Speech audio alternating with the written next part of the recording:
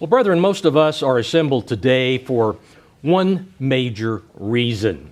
We believe that God means what He says. That's why we're here. We believe that whatever He says is what we are expected to do. It is God who has instructed us to withdraw from our normal occupations and endeavors at this time of year and to assemble before Him. It's because we believe that the instruction back here in Leviticus, and let's turn over to Leviticus chapter 23, that this instruction came from Him, that we have ceased our normal daily work and activities in order to participate in this 8-day festival that's listed here in chapter 23 of the book of Leviticus. This is, of course, we're here to assemble on the final 8-day festival period of the Feast of Tabernacles in the 8th day, or the last great day, in the course of the next 8 days. So here in chapter 23 of Leviticus and verse 4, it says, "These are the," and the word here should be translated as it is in a number of translations, including the New American Standard, "appointed times," because not every one of the appointed times is a festival. Some of them are not feasts. Some of them are simply days to think about a part of God's plan that isn't to feast on necessarily.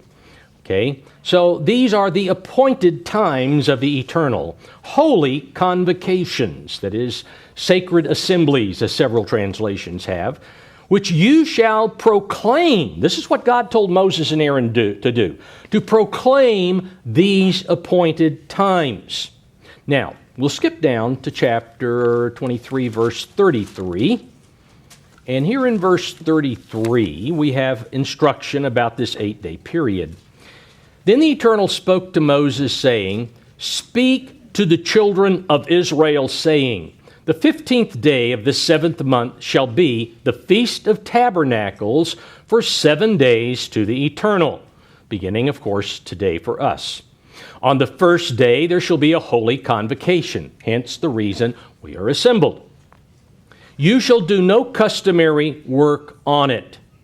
That is, regular work, anything that would be prohibited on the Sabbath. We're not to be doing anything of that nature.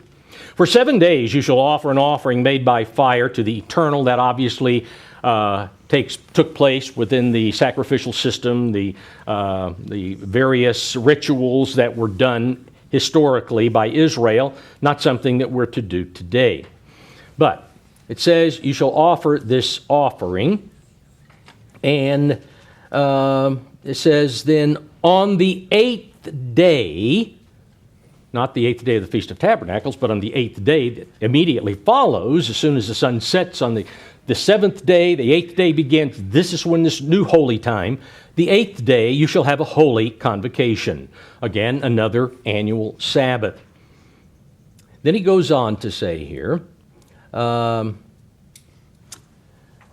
you shall again offer, okay, it's a sacred assembly and do no customary work on it. Now, down in verse 39, also on the 15th day of the 7th month, when you have gathered in the fruit of the land, you shall keep the feast of the Eternal for 7 days. On the first day there shall be a Sabbath rest, and on the 8th day a Sabbath rest. So he repeats this here, so to emphasize, this is something you got to do. There's an 8-day festival period, you got to do it. So God repeats it here. He inspires Moses to repeat what he has to say. "And you," verse 40, "shall take for yourselves on the first day the fruit of beautiful trees, branches of palm trees, the boughs of leafy trees, the willows of the brook, and you shall rejoice before the Eternal your God for 7 days." So God watches us during this period of time. We're to rejoice before Him.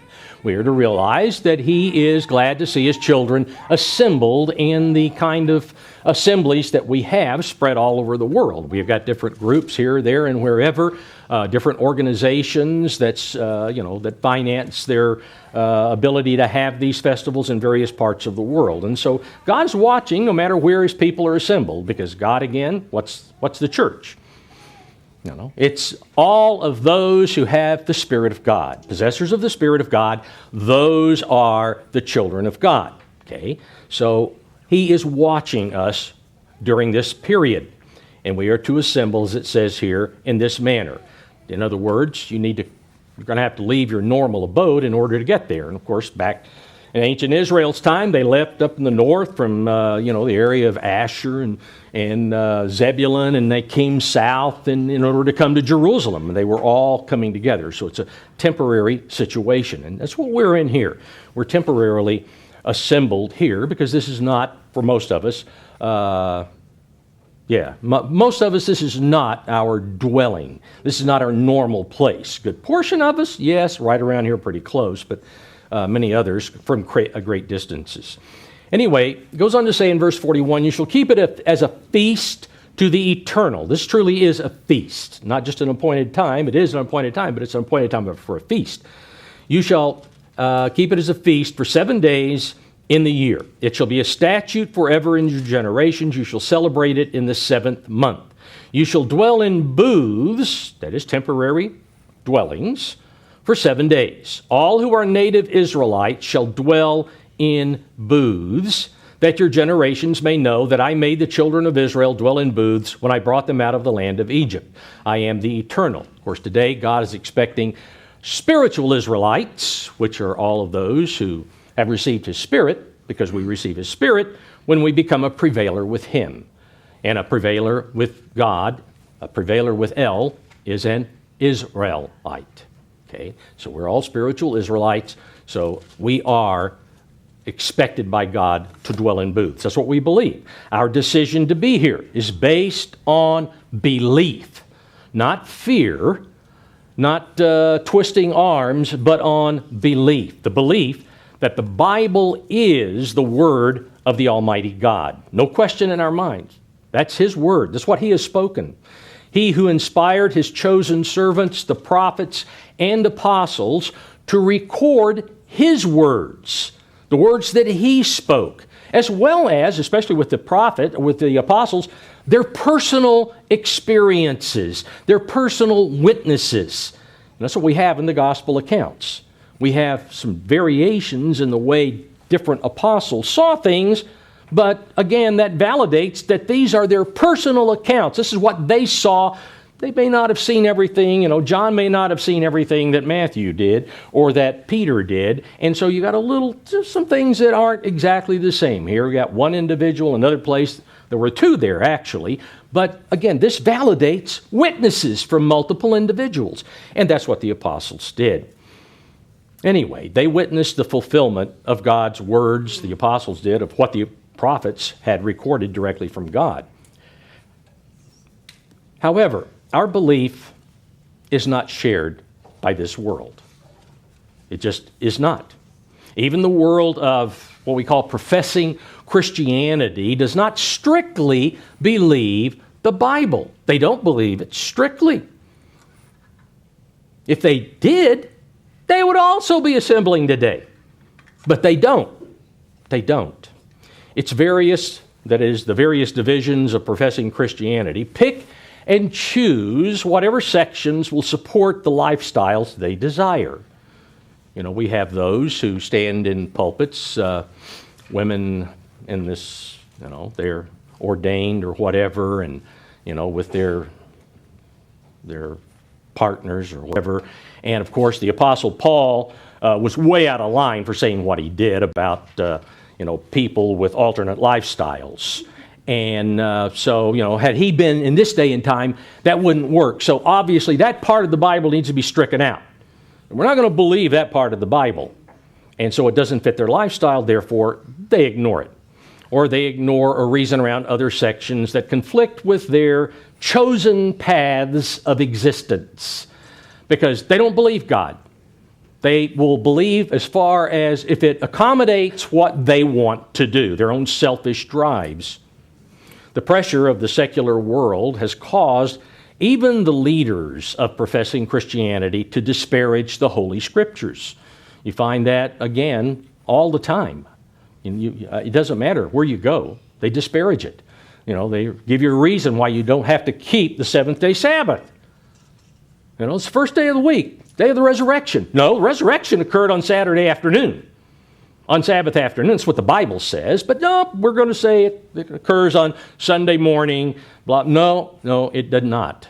The Bible is clear, but that's the reason they're keeping the first day. Of course, then we have television, newspaper, and magazine reporters that are out there all the time coming up writing various articles. And they state that the New Testament accounts of Jesus are the end result of heavy editing and censorship by early church fathers, they call them. Now, we're talking about the fathers, or those who basically were responsible for the beginnings of the Catholic Church. Those are the fathers, not Abraham, Isaac, and Jacob. Those are truly the fathers, or the patriarchs of the gospel of Jesus Christ, because he gave them certain things, and that's been passed on. And that's where the good news is, what he told them. There was a Gallup poll survey in the year 2022, just 3 years ago, and it revealed that only 20% of Americans believe the Bible is literally true. And that survey also showed that 29% of Americans, almost 30%, consider the Bible to be nothing more than an ancient book that has within it fables and legends and sometimes history and sometimes twisted history. You have archaeologists today that, they can't believe what the Bible says, so we're going to prove, that this didn't happen. And every time they dig somewhere, they dug up Gibeon not long ago, and then the Palestinians tried to cover it over because, we can't. That validates what the Scripture said. They couldn't find it before, but all of a sudden, there it is. Sure enough, anything Bible says, eventually it proves out archaeologically. Anyway, as these two polls reveal from Gallup, most people believe the Bible is entirely a product of men without any divine influence whatsoever. The credibility of the Holy Scriptures has been continuously attacked by mankind as a ploy to justify not obeying the instructions that He has given, the instructions that the Holy Scriptures contain. Regardless of the lack of respect shown to the Bible, to the Holy Scriptures, it is totally accurate. It is complete, the complete account of God's revelation to man. It has been preserved by God to make possible the transmission of His instructions to individuals in each of the days of judgment for salvation. And those days are all part of His plan to offer salvation to the whole of humanity, even those who are already dead. Again, professing Christianity's out there getting the Great Commission done. We've got to go into all the world with the gospel. We've got to save these Chinese before they die. Otherwise, they're all going to burn in hell. That's just it. And there's still people who are very confused on that Great Commission. The apostles carried out the Great Commission. That's who He said there. And in the close of Matthew chapter 28, He says, "Go you therefore." You, who? The apostles. What are apostles? Ones sent. They're the ones that God specifically sent. And they have created what we have as the New Testament. And that New Testament is attached to the Tanakh, to the Old Testament as we call it. And the Bible is there. It's gone out as a witness into all the world. And so, again, no, you don't have to worry about those who are already dead. They're going to come back in a resurrection. Jesus promises us that. He promises there are two resurrections. The first, for those who enter into His kingdom as immortals, and the second, they're going to be raised up. All who've lived and died are going to be raised up to be judged again, which we'll get to on the last great day, the 8th day of the feast period. The fact is that God tells us that the judgment that He carries out in all 3 days of judgment for salvation, all of them will be done based upon how those individuals in each of those days apply the Holy Scriptures, the Bible. How they apply those Scriptures, and again, God's going to judge them. How do you live by those Scriptures? Even, again, the last, back in Revelation chapter 20. Revelation 20. And in verse 12, we come to the time of the white throne judgment as it's brought out here, but this is after the second resurrection that Christ talks about back in John chapter 5. And he says, John says, I saw the dead, small and great. That is, those who may have been, peasant farmers, and others who may have been kings and emperors. They're all small and great. They're going to all stand before God. And books were opened, and another book was opened, which is the book of life. And the dead were judged according to their works. Okay, so by their works, how?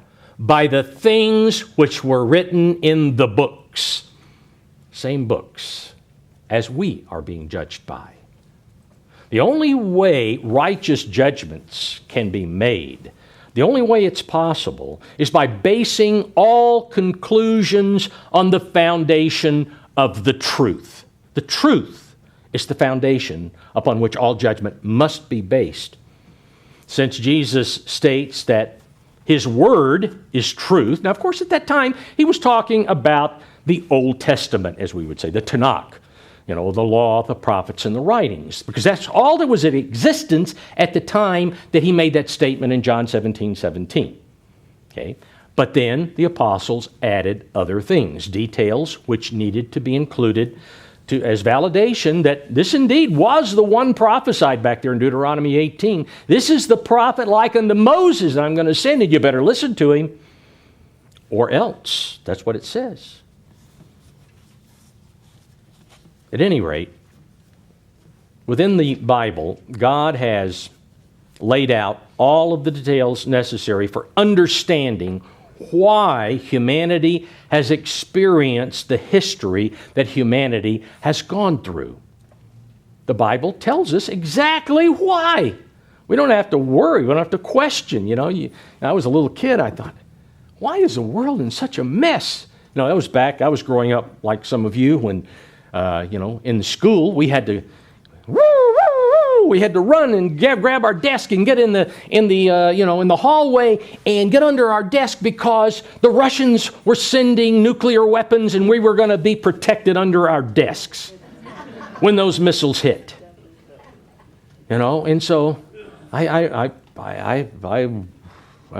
had dreams of Russian bombers coming over and bombing us and destroying us, and back then my dad was listening to the radio broadcast, and then we started getting information, and I've been beginning to find, hey, there's some stuff here that I've always wondered about, and lo and behold, it was in the Bible all along. It was right there. Now, in order to be reminded of the importance of believing the Bible, I'd like for us to take a look. Let's go back to Genesis chapter 1. I'd like us to take a look at some of those essential details about why humanity has experienced what it has and is going through. Because you can't find this in any other book. There's no other book that tells you this. None whatsoever. This is it. And we find here in verse 1, in the beginning, God created the heavens and the earth. Now, this beginning is the beginning of the story pertinent to mankind. There is no beginning with God. God has always been. We can't comprehend that, I know. I've tried for, 75 years? Well, maybe not. At least 70, I think, trying to comprehend how God can be without a beginning. But He exists in that realm of spirit as the supreme being, source of infinite power, and so forth and so on. But this beginning is the beginning that's pertinent to us, to all of humanity. Now, there was a time when the physical did not exist. God created the physical out of spirit. This we're told back in Hebrews chapter 11. The Apostle Paul said the things that we see made from things we can't see. And we know now that that's spirit. Hebrews chapter 11, verse 3. And He created this physical to provide an environment for the fetal stage in the development of His children, where His children could be conceived and then go through fetal development so that ultimately they could, of course, be born as a spirit. However, due to the rebellion of an archangel who became Satan, as we're told in Isaiah chapter 14, the earth, which had been created basically perfect, not in vain. Tohu is the Hebrew word for in vain or destruction, void. Okay, tohu. It wasn't created in tohu. In fact, it was created suitable for mortal man. In fact, perfect for mortal man. And it was created to be inhabited. According to Isaiah 45, verse 18, it was created to be inhabited initially. But it became, as we're told here in verse 2, it became tohu vabohu. That's the Hebrew, which means it was lifeless and uninhabitable. It became that way. Wasn't to start with. God had everything just perfect, but it was destroyed. It was destroyed. Now, because it was destroyed, God was required to recreate a habitable environment, which He did on the first 3 days of the creation of the first week, as is revealed here going on in verses 3 down through verse 13. Okay? Now, He's not creating the earth at this point. He's already done that. And that earth that He created became uninhabitable, tohu vabohu. Now He's beginning to clean up the mess that good old Satan destroyed. Because Ezekiel 28 is pretty clear on He destroyed his habitation where he was assigned responsibility. He destroyed it. And so God here is creating the first week, and He does specific things in order to make this earth more habitable over the course of the first 3 days of the creation of the week. Now, once that environment was in place, down through verse 13, God then, on the 4th day of the first week, established time. As far as man was concerned, he established time at that point. That was before man was created now, but He established time, and He did so by the appointment of the heavenly bodies to delineate months and years. We know, again, as the sun and the moon. Those are the ones that are used to determine that. Time had never been necessary prior to the event described on the 4th day. But man would need these two celestial bodies in order to be markers for him, to remind him of his temporal state, as well as the progression of the plan of God. And again, it would be revealed through the passage of time annually, His plan would, through the year, by the festivals that God would later on institute for man. Then we go on to the 5th and the 6th days of the week here, and we find at that point God created creatures, living creatures to live in the waters and on the land of the earth. Some of those creatures were to be used by man as food, and all of them, everything was to be used by man to teach man how to rule. They were to be his subjects. Man's subjects would be all of these created creatures. The second reason, of course, being the most important reason, because God created earth with the intention of committing its oversight and care to mankind. That was what His desire was, because man, to be His children, must learn how to rule, how to properly govern and to care for things. This was man's responsibility, and so God did this.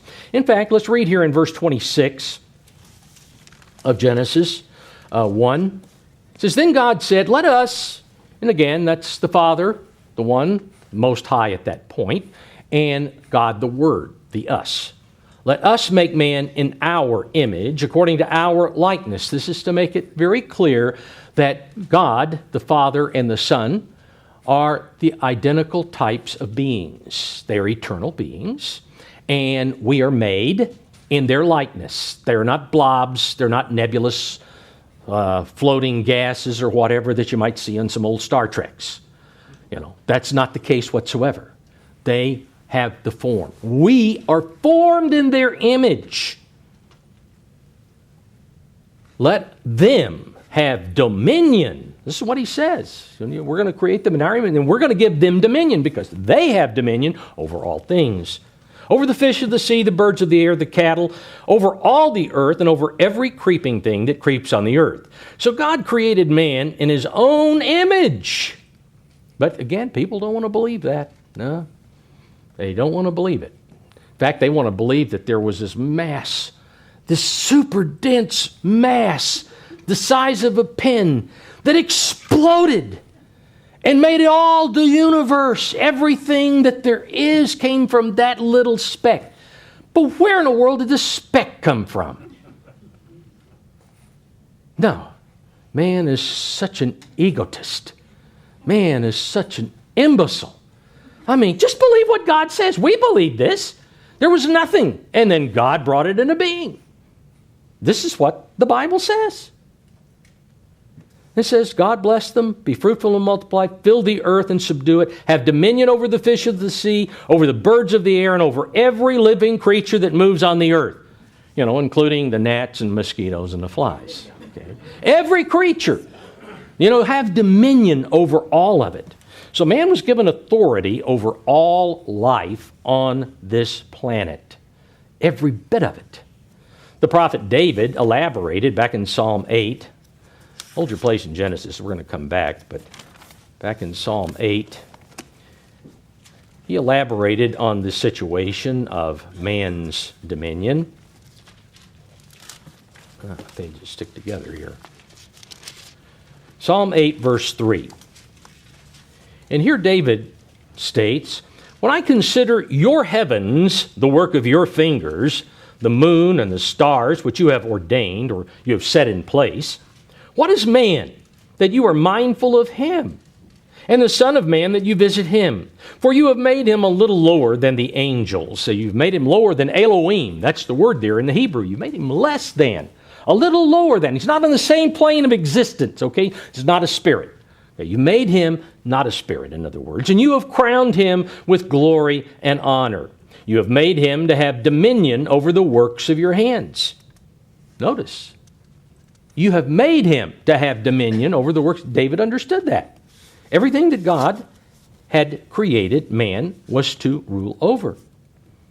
You have put all things under his feet. Or the Revised English Bible, you put all things in subjection under his feet.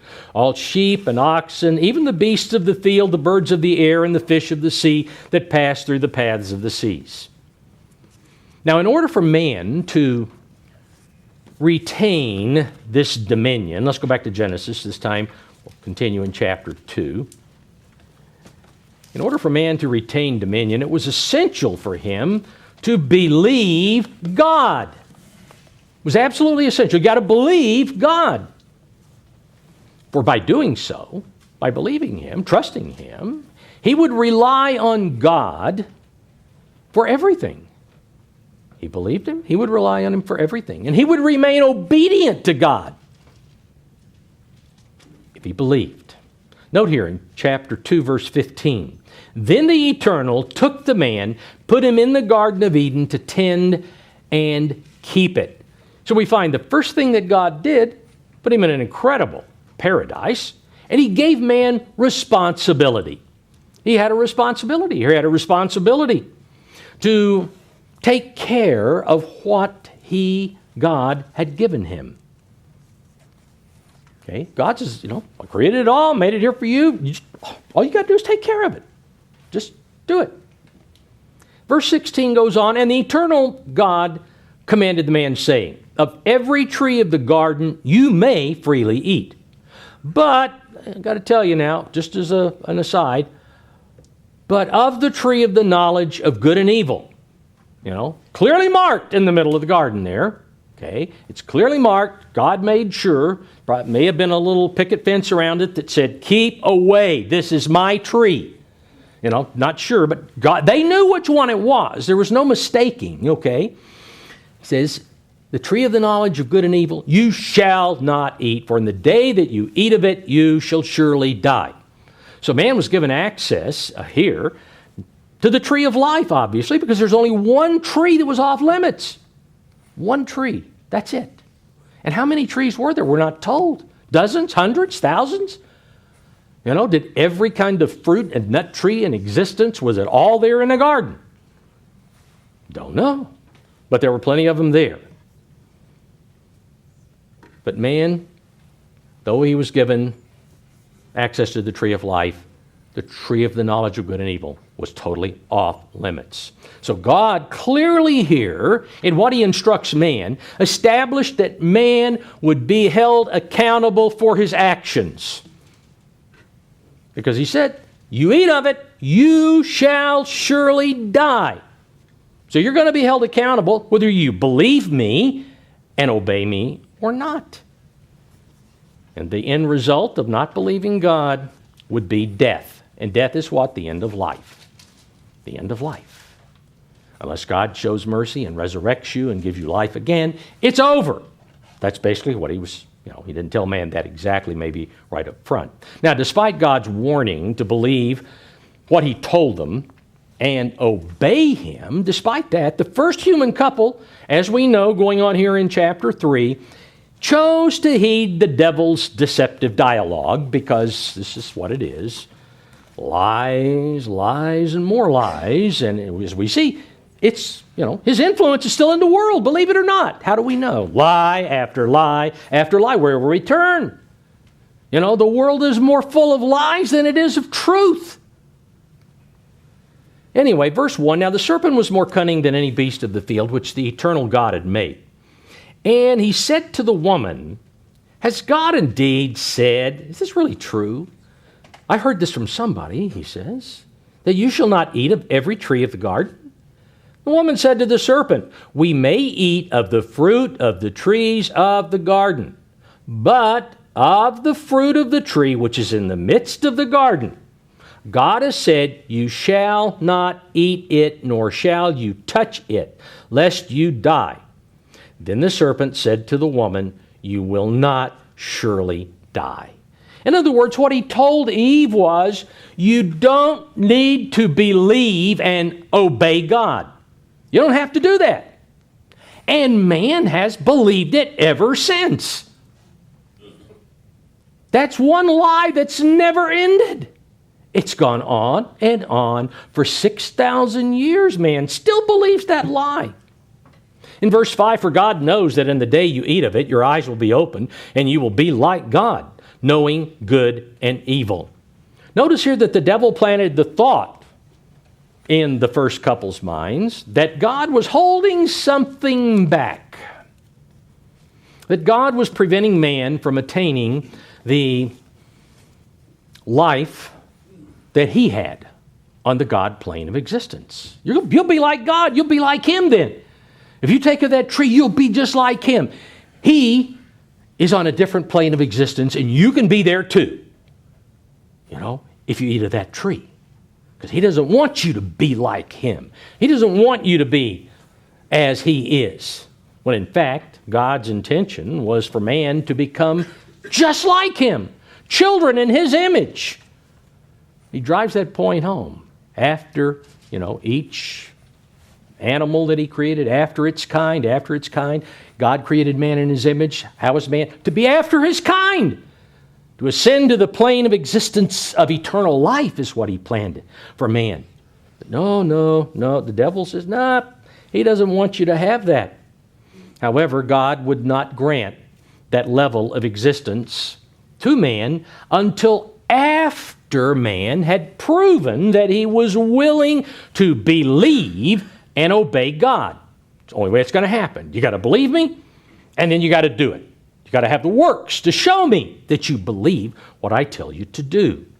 Satan was attempting to convince the woman that she did not need God. Whatever she needed to know, well, it was attainable without him if she just take of that tree, get the fruit of that tree, and you're going to have whatever God has.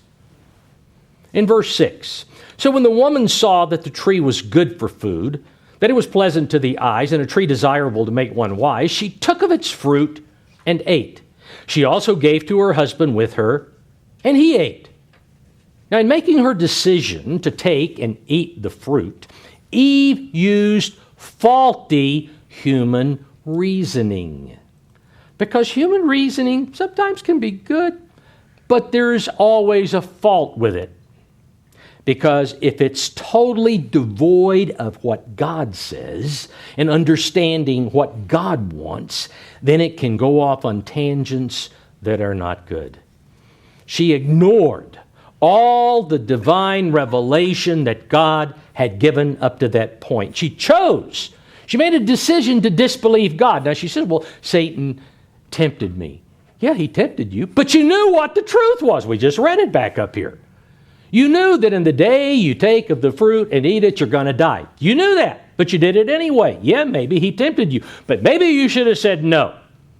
No, I believe God. I don't trust you, you slimy serpent. She didn't say that. She went ahead and did it anyway.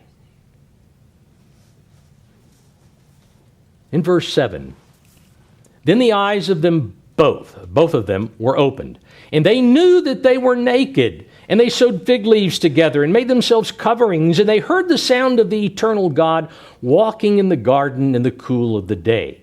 And Adam and his wife hid themselves from the presence of the eternal God among the trees of the garden. God created Adam and Eve with minds that were basically neutral, that were always receptive to whatever God instructed them. Until this event that we read about here, God had not allowed the serpent, the devil, Satan, had not allowed him any access to the person of or mind of the man and woman. He had protected them. That had changed. God allowed the confrontation with the devil one-on-one, face to face. This is what he allowed. The devil was allowed access through intellect and not through spiritual influence, to influence the mind. Nope, she had to look at him as, this dragon is talking to her. Now, I don't think he was really I think he was a dragon at that point in time, but I don't think he was a serpent crawling across the ground.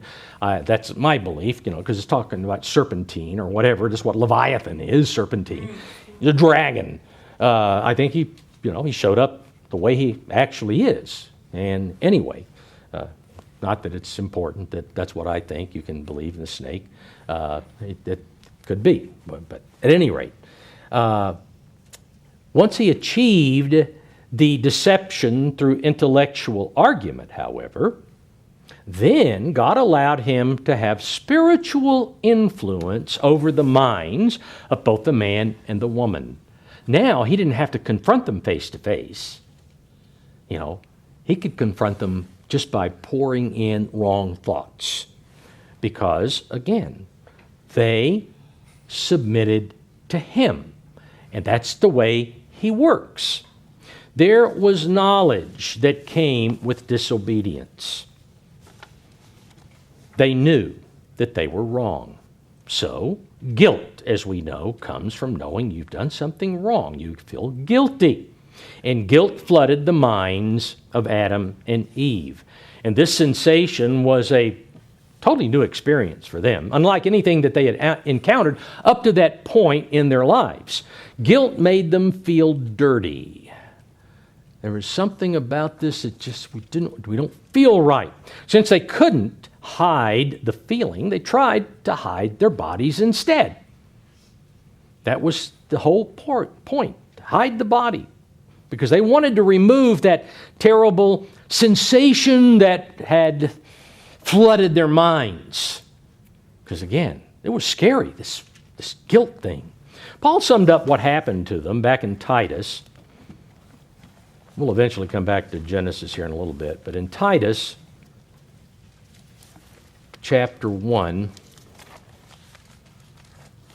and verse 15, Titus 1:15 from the, I'll read this from the New International Version. It says, to the pure, those without blemish, Pure means free of contamination. To the pure, all things are pure. But to those who are corrupted and do not believe, notice that do not believe. We don't believe God, we're going to be corrupted. That's all there is to it. Don't believe God, you'll be corrupted. And so, those who are corrupted and do not believe, nothing is pure to them. In fact, both their minds and consciences are corrupted. And this is what happened to Adam and Eve. Now, let's go over to Romans chapter 6.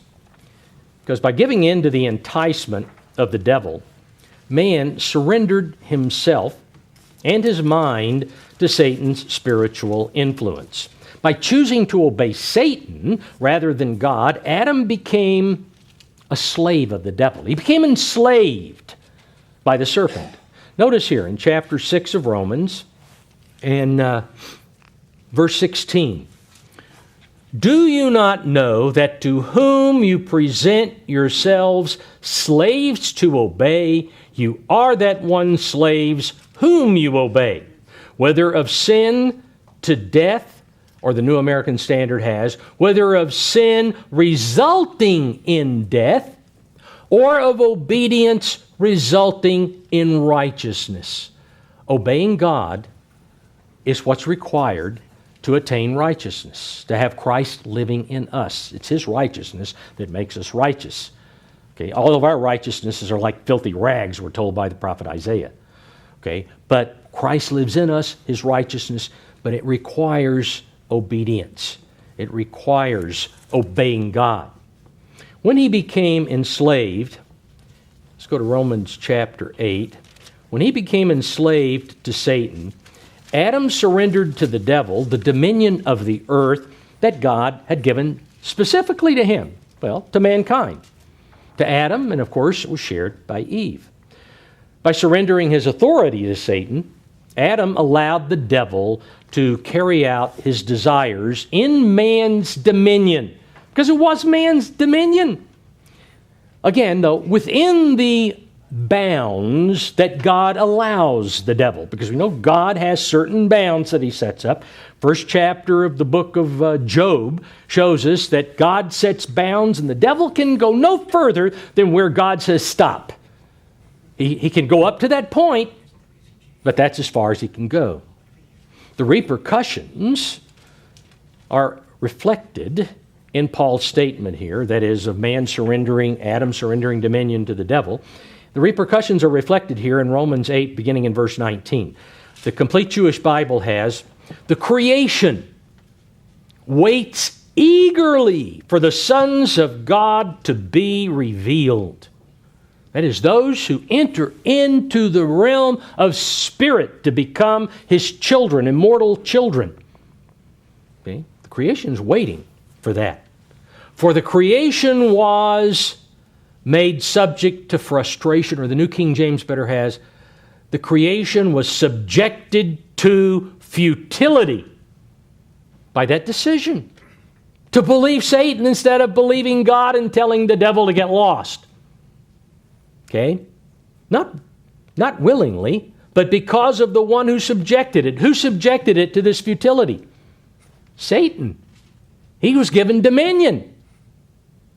But it was given, that is, creation, was given a reliable hope that it too would be set free from its bondage to decay or bondage of corruption.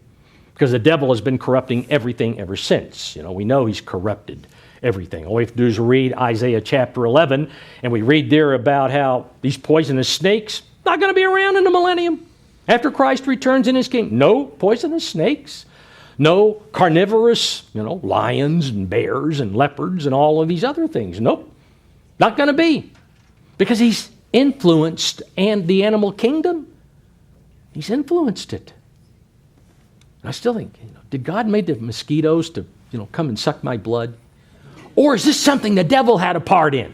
I've never been able to figure that out. One of these days we're going to find out, because, you can't grow any crops anymore without having to pour all kinds of pesticides on them because of the codling moths, the fruit flies, the western fruit flies. I mean, these things, they invade the various fruit trees, nut trees, wherever they grow. I mean, you'll find there's always something that corrupts something that would be pure. At any rate, it goes on here, it was given a reliable hope that it too would be set free from its bondage of corruption and would enjoy the freedom accompanying the glory that God's children will have. That freedom will be freedom from any influence of the devil. Nothing evil entering their minds ever again, because they've ascended to the plane of existence of God. They become His children. God cannot sin. His children will not be able to sin. And so we're looking forward to that, because we don't want to sin. Because sin is what? It's anything that's self-driven. It's something for us to the exclusion of others. It hurts others, and we don't want to hurt others. We want to do it the way God does it. God's perfect. He has no blemishes, and we will have no blemishes as His children. Verse 22 goes on, "For we know that the whole creation," now the margin, my marginal rendering in the King James here, is every creature. We know that every creature, everything on earth, groans and labors with birth pangs together until now, because of being under the influence of this corrupting spirit. The animal kingdom, just like humans, we're all under this incredible burden of the influence of the devil. Now God spelled out, let's go back to Genesis chapter 3. God spelled out here in Genesis chapter 3 the future that mankind would face due to the failure of the first two humans to believe God and to obey Him. In verse 16 of Genesis 3, "To the woman He said, I will greatly multiply your sorrow and your conception. In sorrow you shall bring forth children."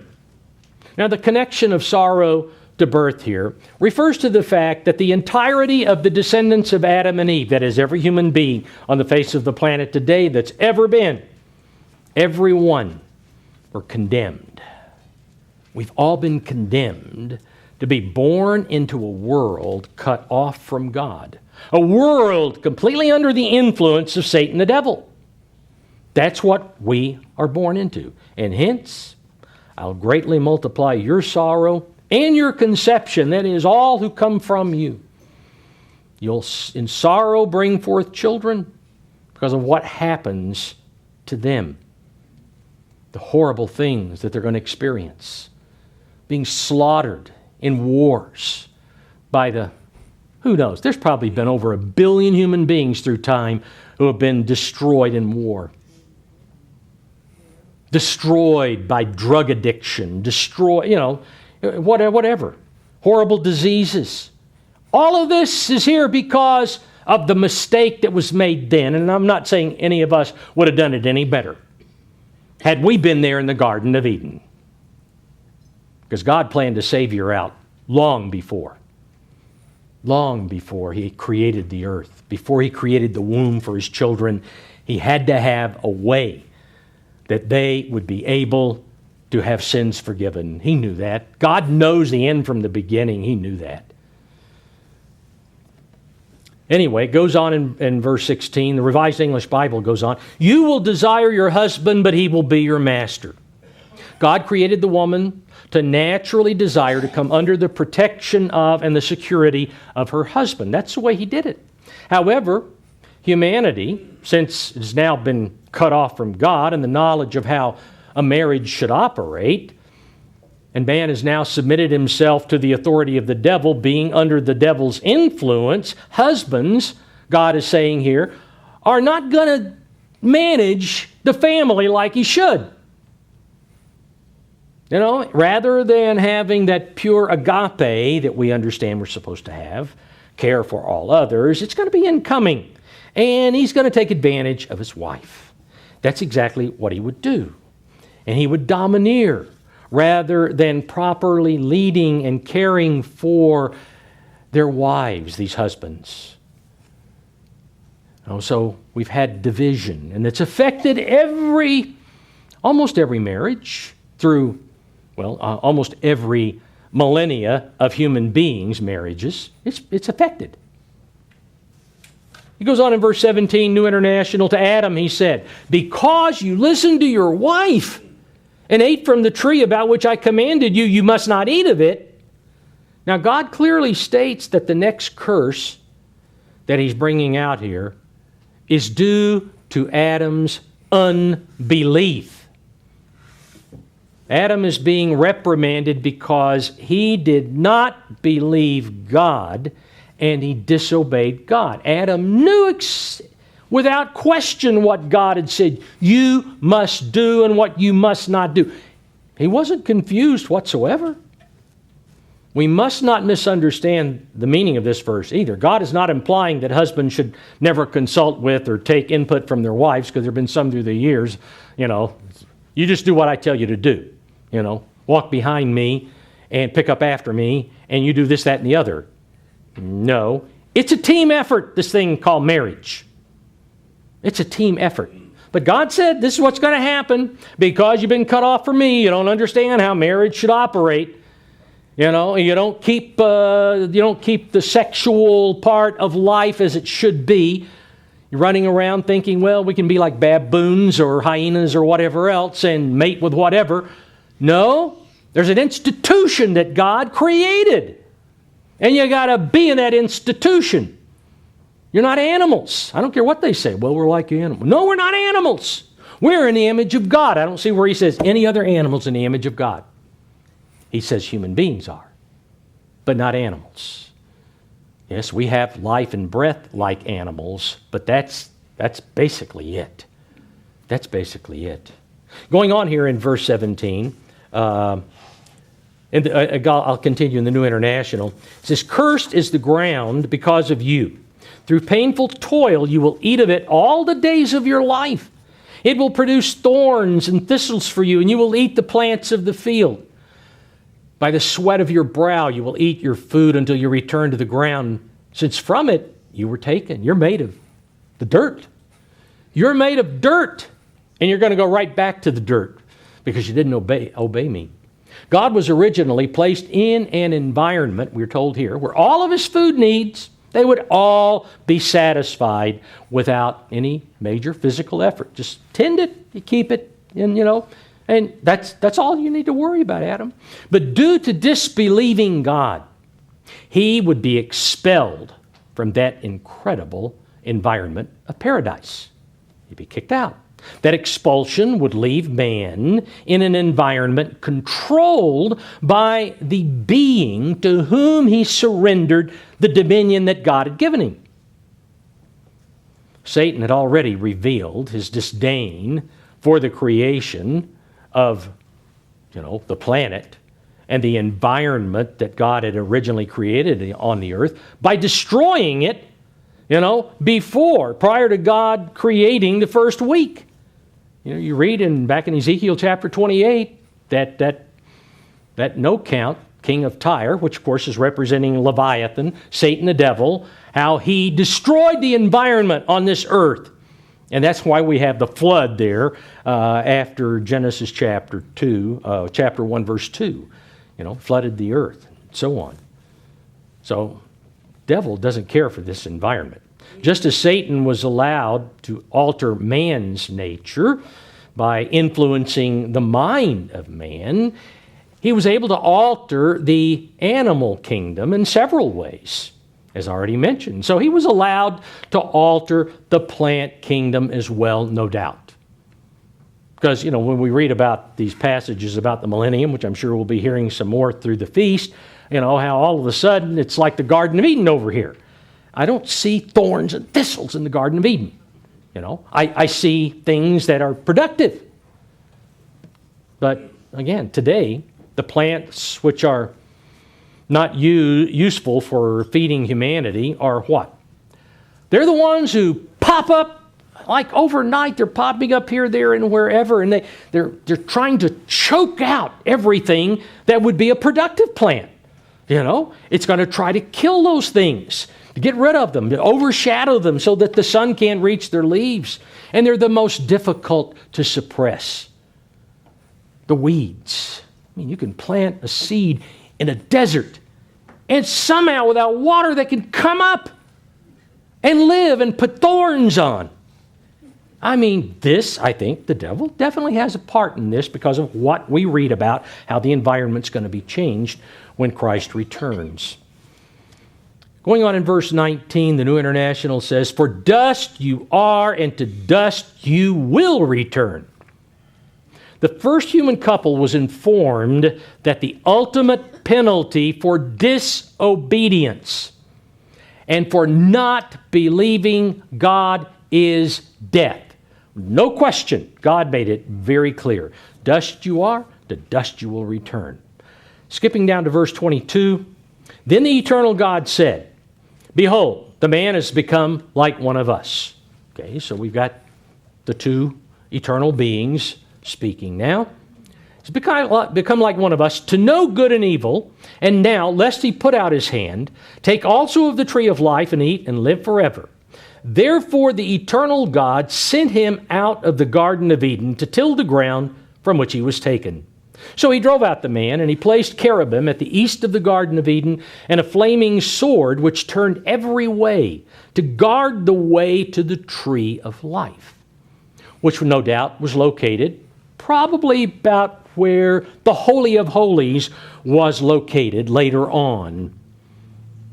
To the east was the Mount of Olives. Anyway, we don't have time to get into all of that. But we go right back to the area of Mount Moriah. We go right back to the area of Jerusalem because that's where it all started. That's where the garden was. No question in my mind. But again, we find that the tree was off limits.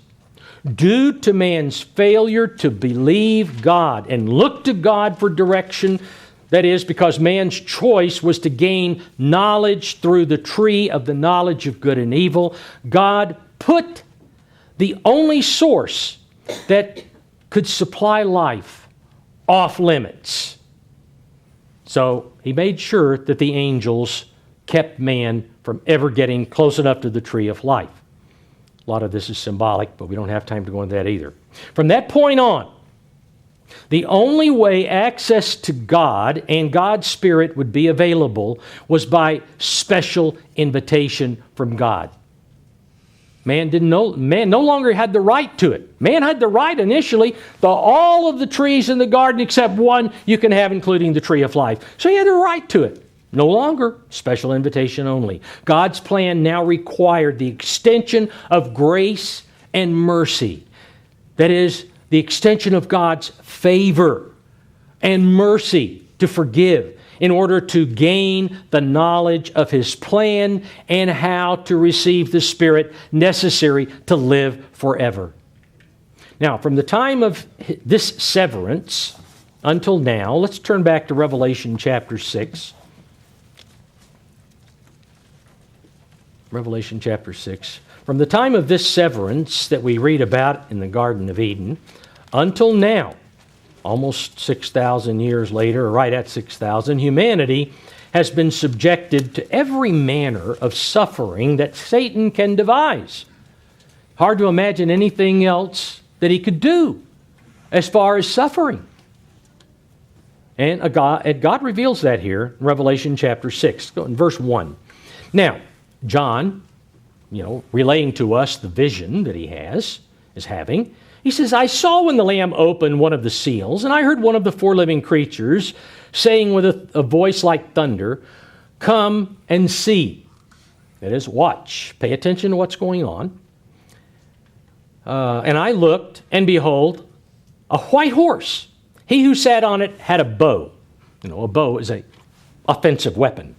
Generally, that's what they're used for. Yes, when you're attacked, the other guys in the castle are going to shoot a bow back, but they're primarily an offensive weapon. All right, he sat had a bow, which shoots arrows, fiery darts, like we would read back in Ephesians chapter 6, verse 16. That's what is shot from the bow. And Satan is the one who shoots the bow. Okay, he sat on it, had a bow, and a crown was given to him, and he went out conquering and to conquer. So he's been given authority. He took a crown from Adam. That's the crown that's on this guy. The rider of the white horse represents the one who uses deception, because white would be purity. White horse, symbolizing purity. But what's riding this is not pure. What's riding this is the epitome of corruptness. And so the rider is the one who uses deception to prevent humanity from coming to the knowledge of the truth. He wears a crown here that symbolizes the control that he has over the dominion that he usurped from man. So this first rider is Satan, the devil. Okay, because we're talking here. We're being told exactly what's happened since what happened in Eden. Remember, Genesis gives us the beginning of the story. Revelation gives us the end. And it summarizes for us why the humanity's gone through what it's gone through. Well, it's been deceived. Verse 3, when he opened the second seal, I heard the second living creature saying, "Come and see." Another horse. This one, it says fiery red, went out, and it was granted to the one who sat on it to take peace from the earth, and that people should kill one another, that there was given to him a great sword. So the rider of the red horse wields a sword, and he prevents peace. That's what it says. He represents the one who has brought division to the world. Everything that can be divided, he's divided. He's divided parents from children, he's divided mates, husbands from wives. He has divided nations, and he's done a great job.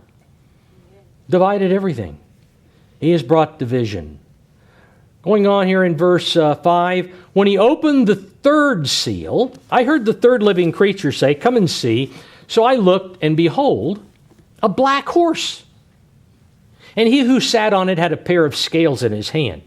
Verse 6 goes on in the New International. Then I heard what sounded like a voice among the four living creatures saying, 2 pounds of wheat for a day's wages, and 6 pounds of barley for a day's wages, and do not damage the oil and the wine. The rider of the black horse, as we've covered many times before, but it doesn't hurt to be reminded, represents the one who causes despair and is responsible for all of the destruction that comes upon mankind. The pair of scales for apportioning food, that's what it's talking about here, points to the food shortages that accompany every major disaster.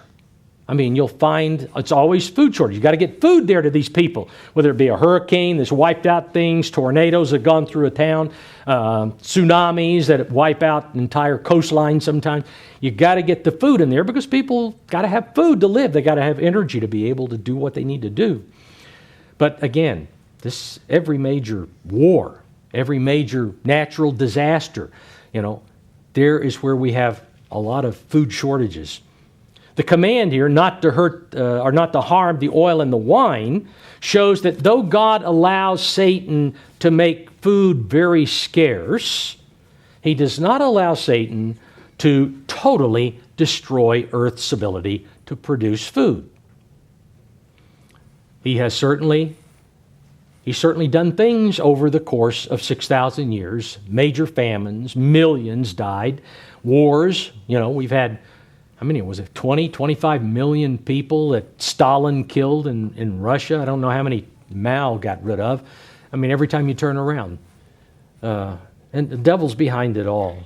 Verse 7, when he opened the fourth seal, I heard the voice of the fourth living creature saying, "Come and see." So I looked, and behold, a pale or pale green, as the New Revised Standard says. I think that's more in keeping. Even Phillips says a sickly green. I think that's more in keeping with the Greek than just pale.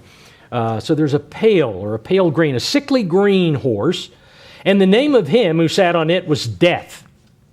This is death. And Hades, that is the grave, followed with him. And power was given to them, death and the grave, over a fourth of the earth, 25%, to kill with hunger, with death, and by the beasts of the earth. The rider of the pale horse, same as the others. The pale horse rider, his name is Death, and is responsible for all untimely death. God stipulates that the devil is only granted power to bring premature death, at least here, through 6,000 years, only to 25% of the human population. Okay, 1 out of 4, the devil has had a role in bringing untimely death. I mean, it's appointed to all of us once to die. We're all going to die at some point in time. But untimely, that is, before it should be. Killing 17, 18-year-old guys in uniform on a battlefield, they weren't supposed to die at 17. They should have lived on, out a full life, but no, they were military. They were fodder for machine guns and bombs and mortars and whatever else. Now, if God had not set a limit, this 25% limit, Satan would have already destroyed all life. But God does set bounds, again, like first chapter of Job says. And so he does not allow that. The time is coming, as we know, when he's going to allow the devil to destroy 30% in a war. 30% of mankind is going to be destroyed in a war. Later on, when we come to the sixth trumpet, but we're not going to go there today. It's clear from this that man's unwillingness to believe God, going all the way back to Garden of Eden, has resulted in terrible consequences. Deception, division, destruction, death. They're all associated with this serpent. All meted out. All of these things meted out by the one to whom man surrendered his dominion. All of this tale of tearful tragedy, which Jesus Christ refers to back in the Olivet prophecy in Matthew chapter 24, that he refers to as the beginning of sorrows. Sorrows began in the Garden of Eden. We just read where God says, because you did this, because you did that, because you did the other, this is what's going to happen. And we read here in Revelation chapter 6 how it all happens and how it's been happening. All of the horrible things. The beginning of sorrows, he says. And yet there are people today who still want to look at this. Well, this is going to help us see. No, this is not what is going to be the key to see. This has been going on for 6,000 years, these things. But it's all come upon humanity because man refused to believe God. It goes right. That's the reason. God tells us right up front. God warns us from the beginning of humanity's horrifically painful experience that these conditions here in Revelation chapter 6 will continue until the Messiah takes back man's rightful dominion from the usurping adversary. In Genesis chapter 3 and verse 15, there's a passage where God basically tells the devil right up front that this dominion that you've stolen, this dominion that you've taken away because of Adam's not believing me like he should, it's going to end. Your dominion can't go on forever. And here in verse 15 of Genesis 3, and I will put enmity between you, the serpent, the devil, and the woman, and between your seed and her seed singular. That is, down the line, a woman, a female human is going to give birth to the Messiah. Going to give birth to the Messiah. And he shall bruise or crush, some translations have. He will crush your head. That is, that individual that will be born of woman, a human being, is going to come as a human being and is going to conquer you. You will not be able to conquer him. So he will crush you because you are incapable. You are incapable of destroying him. And you shall bruise or strike his heel. That is, you're going to trip him up. You're going to make certain that he does suffer mortal death.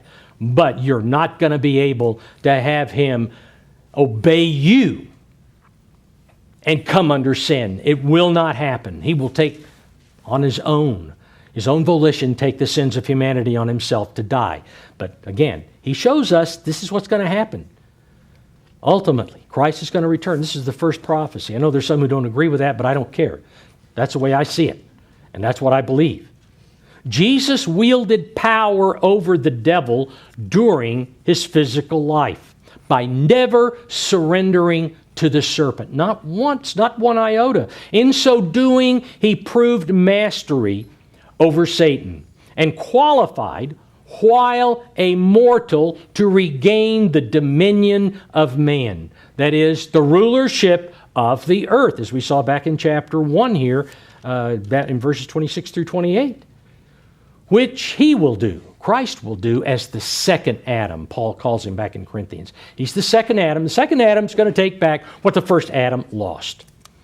And he of course, when he did do that, he became the first man to become immortal. He entered back into the existence that he had with the Most High from the beginning. Now, let's go to chapter 6 of Genesis. All of these details help us understand why the world is as it is today, in a state of hopelessness. Yet the Scriptures also reveal, and we'll get it here in chapter 6, that there's hope. There's the hope of salvation. Salvation that is based on believing God. Again, believing. The first lengthy example of salvation based on belief is here in chapter 6, beginning in verse 5, in the example of Noah. We read here in verse 5, "Then the Eternal saw that the wickedness of man was great in the earth, and that every intent of the thoughts of his heart was only evil continually." You know, as it was in the days of Noah, so shall it be the days of the coming of the Son of Man. What did we read here? Every intent of the thoughts of his heart is evil continually. That's where we are today, in this world. And the Eternal was sorry that he made man on the earth, and he was grieved in his heart. So the Eternal said, "I will destroy man whom I have created from the face of the earth, both man and beast, creeping thing and birds of the air, for I am sorry that I have made them." But Noah found grace in the eyes of the Eternal. That is, God showed grace to Noah. He showed him favor. He was the only one. The only one. Noah found grace. You know, doesn't go to a lot of detail here, but he found grace. God saw that, there was something about Noah, and so he extended his favor. Because Noah was a sinner. Every man has sinned. All have come short of the glory. Okay, so Noah had sinned, but there was something there that God saw, and he, no doubt, led Noah down a certain way so that he could show him that grace. It says, Noah was a just man, perfect in his generations. Noah walked with God. Let's skip down to verse 13. And here in verse 13, "And God said to Noah, the end of all flesh has come before me, for the earth is filled with violence through them." That is, through mankind. He says, "Behold, I will destroy them with the earth. Make yourself an ark of gopher wood. Make rooms in the ark, cover it inside and outside with pitch." So God says, this is how you're going to make it. Yeah, I know, men are smart, and they say, okay, there's been no universal flood. There are caves in Europe with bat dung that's dated by carbon-14 at 10,000 years, so there couldn't have been a flood. Oh, you foolish individuals who want to believe that. You're stupid as the ones that believe that everything started with a speck of this, the head of a pin of this massive, super dense matter that made the entire universe. And now they're saying with the Webb telescope, there are at least 1 trillion galaxies. And the Big Bang wasn't what we thought, because we're finding galaxies way out here and we can't even see any further. The light doesn't go far enough. It just goes on and on and on. And all of that came from this.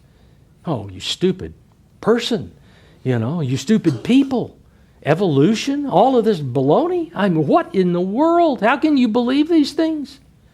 Oh, no, there was just this minor little flood in Mesopotamia. Why didn't Noah say, well, God, why do I need to do this? You're just going to flood here? I can just take my family. We can go somewhere else. No, there was just this local flood, Gilgamesh and all, and blah, blah, blah. No. God says this is the way it was. This is the way it was. Skip down to verse 17.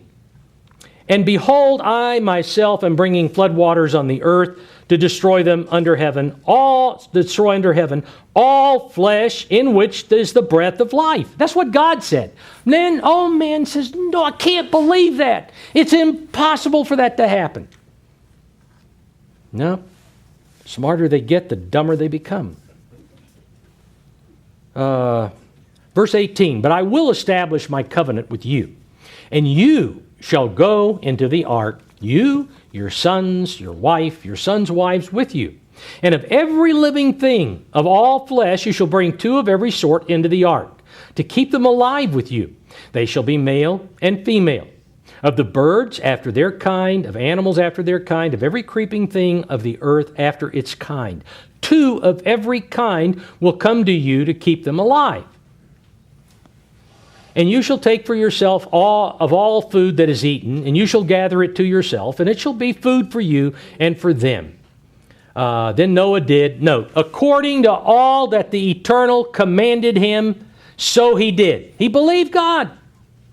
In chapter 7, verse 1, then the Eternal said to Noah, come into the ark, you and all your household, because I've seen that you are righteous before me in this generation. You shall take with you 7 of each of every kind, every clean animal, a male and a female, 2 each of animals that are unclean, a male and his female.